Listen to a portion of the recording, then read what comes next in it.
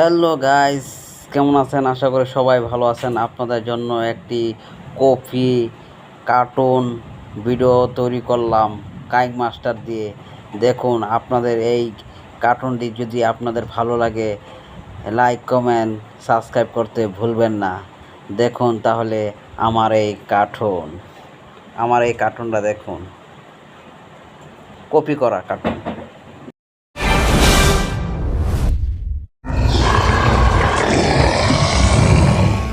ঠিক সেই মুহূর্তে আরও একটি গরুর ভূত সেখানে প্রকট হয়।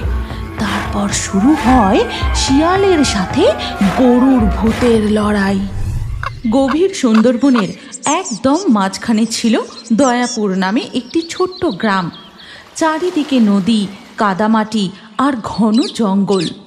দিনের বেলাতেও সেখানের জঙ্গলে প্রবেশ করলে মানুষের বুক কেঁপে উঠত। এই দয়াপুর গ্রামেই বসবাস করত মাধব আর তার স্ত্রী রুক্মিণী। গিন্নি, তুমি শুনেছ কাল রাতে রহিমদের উঠোন থেকে হঠাৎ করেই সব কটা মুরগি উধাও হয়ে গেছে? হ্যাঁ গো, আমিও পুকুর ঘাটে বাসন ধুতে গিয়ে শুনলাম একইভাবে কারো বাড়ি থেকে হাঁস তো কারো বাড়ি থেকে ছাগল চুরি হয়েছে। কি জানি বাবা, হঠাৎ করে সুন্দরবনে আবার কি শুরু হলো। যাই হোক, এবার আমি আসি, মাছ ধরতে যেতে অনেকটা বেলা হয়ে গেল। এই বলে মাধব জাল নিয়ে নদীর দিকে চলে যায়। আর সেখানে পৌঁছে রামু ও তার স্ত্রী মিনতির সাথে দেখা হয়। মাধব, এইভাবে চলতে থাকলে তো আমাদের গ্রামে যে আর একটাও হাঁস মুরগি ছাগল কিচ্ছু থাকবে না রে, সব শেষ হয়ে যাবে। কাল রাতে আমি নিজের চোখে দেখেছি তিনটে বড় বড় শিয়াল আমাদের মুরগিগুলো ধরে নিয়ে উঠানের পাশ দিয়ে দৌড়ে পালালো।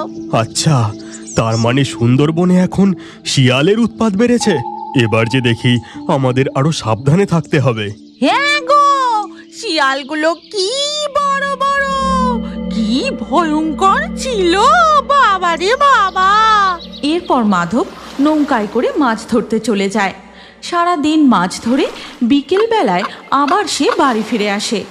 তখনই তাকে দেখে তার স্ত্রী রুক্মিণী বলে, হ্যাঁ গো, শুনেছ সুন্দরবনে নাকি বড় বড় শিয়ালের উৎপাত বেড়েছে। আজ থেকে না আমাদের হাঁস মুরগিগুলোকেও ঘরের ভেতরে রাখতে হবে। হ্যাঁ রুক্মিণী, শিয়ালের দলের ব্যাপারে শুনলাম। যা পরিস্থিতি, হাঁস মুরগিগুলো ঘরে না রাখলে ওই শিয়ালের দল আমাদের সব হাঁস মুরগিগুলোকে ধরে নিয়ে চলে যাবে। এরপর মাধব ও রুক্মিণী তাদের শোবার ঘরে হাঁস মুরগিগুলোকে রেখে দেয়। তারপর তারা শুয়ে পড়ে। সেই রাতেই গ্রামের মধ্যে শিয়ালের দল ঢুকে চারিদিকে শিকার খুঁজতে থাকে। মাধবদের উঠানে এসে দেখে খাঁচায় হাঁস মুরগি কিচ্ছু নেই। তারপর শিয়ালের দল পাশের বাড়ির দিকে চলে যায়।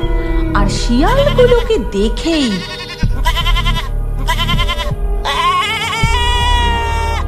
ছাগলটাকে একা পেয়ে শিয়ালগুলো খুব সহজেই তাকে ধরে নিয়ে গভীর জঙ্গলের মধ্যে তাদের গর্তের কাছে চলে যায়।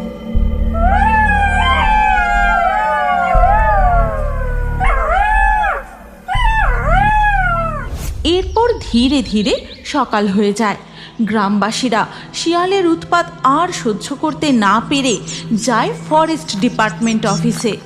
গ্রামবাসীদের সমস্ত অভিযোগ শুনে অফিসার বলেন, শোনো সবাই, যতদিন না আমরা শিয়ালগুলোকে ধরে কন্ট্রোল করতে পারছি ততদিন, মানে আজ থেকে গ্রামের সব হাঁস মুরগি ছাগল শোবার ঘরের মধ্যে নয়তো শক্ত খাঁচার মধ্যে বন্ধ করে রাখবে।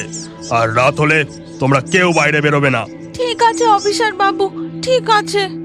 তারপর থেকেই গ্রামের মানুষ তাদের পশু পাখিগুলোকে শক্ত খাঁচার মধ্যে বন্ধ করে রাখতে শুরু করে। এইভাবেই বেশ কয়েকদিন কেটে যায়। শিয়ালের দল আর কোনো